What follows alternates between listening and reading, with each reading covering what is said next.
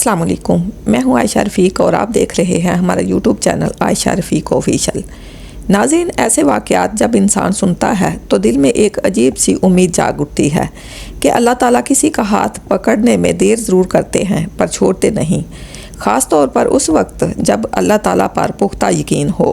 یہی تو اصل راز ہے، صرف الفاظ نہیں، دل کی فریاد ہوتی ہے جو عرش تک پہنچتی ہے۔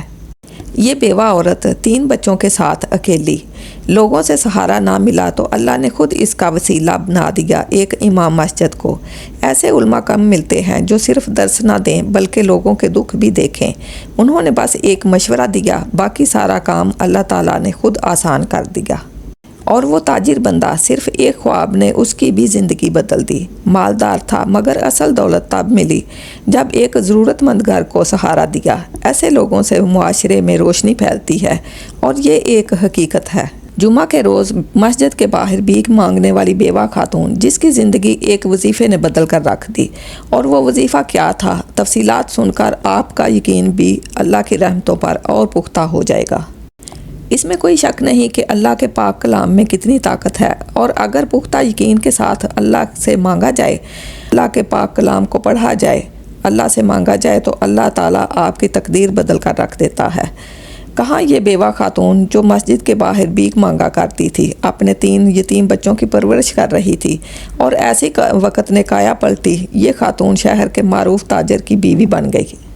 اب جس محلے میں یہ خاتون رہتی تھی، اس محلے کے لوگ اس خاتون کی کوئی اتنی زیادہ مدد نہیں کرتے تھے۔ آخر کار تنگ آ کر اس خاتون نے بھیک مانگنا شروع کی، اور جس محلے میں یہ رہتی تھی اسی محلے کی مسجد کے باہر یہ بھیک مانگا کرتی تھی۔ امام مسجد ہر جمعے والے دن اس خاتون کو بھیک مانگتا ہوا دیکھتے تھے، اور لوگ بھی آ کر بتاتے تھے کہ فلاں خاتون ہے اور آ کر بھیک مانگتی ہے، اسی محلے میں رہتی ہے۔ 1 جمعہ، 2 جمعہ، تیسرا جمعہ، یعنی کہ 1 ڈیڑھ ماہ بعد امام مسجد جمعہ کی نماز ختم ہونے کے بعد اس خاتون کے پاس آئے اور کہا کہ تم بھیک کیوں مانگتی ہو؟ کیا محلے دار یا دوسرے لوگ تمہاری مدد نہیں کرتے؟ تو اس خاتون نے کہا کہ کوئی خاص مدد نہیں کرتے، کیونکہ 3 بچوں کی پرورش کرنی ہے، میں ایسا کیا کروں، جب پاس پیسے نہ ہوں تو بھیک مانگنا میری مجبوری بن جاتی ہے۔ امام مسجد نے کہا کہ تم نے صرف ایک کام کرنا ہے، سب سے پہلے گھر جا کر تم نے استغفار کا ورد کرنا ہے۔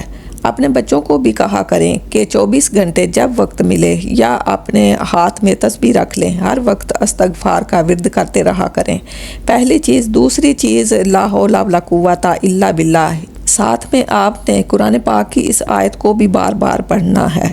5 وقت کی نماز ادا کرنی ہے، 5 وقت کی نماز ادا کرنے کے بعد تسبیح کیا کرنی ہے، اور ضروری نہیں کہ سب 24 گھنٹے پڑھیں۔ جب آپ کو پتہ چلے کہ آپ فارغ ہیں، کوئی کام کاج نہیں کر رہے، مصروفیات نہیں ہیں، تو استغفار اور لا حول ولا قوت الا باللہ پڑھتے رہا کریں۔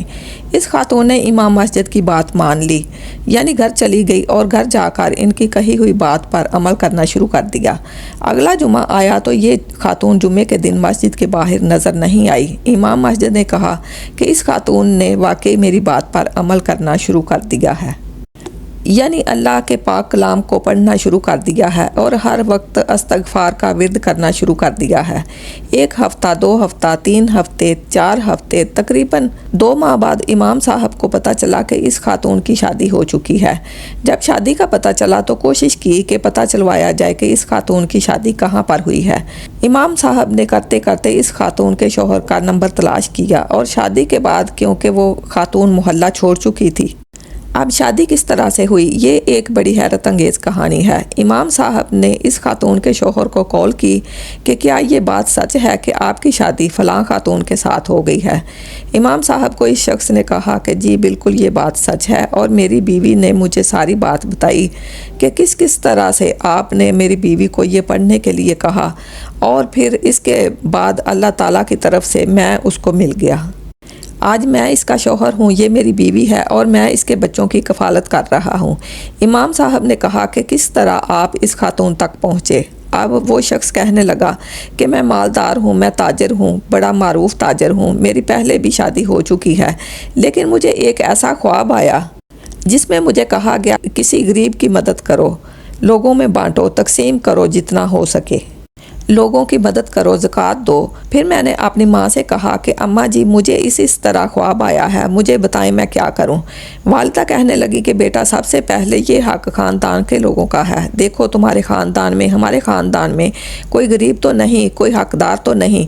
फिर करते करते खातून ने, इस शख्स की माँ ने कहा कि हाँ वो एक खातून है हमारे ख़ानदान में, वो बेवा है, उसके 3 यतीम बच्चे हैं, हमें उसकी मदद करनी चाहिए।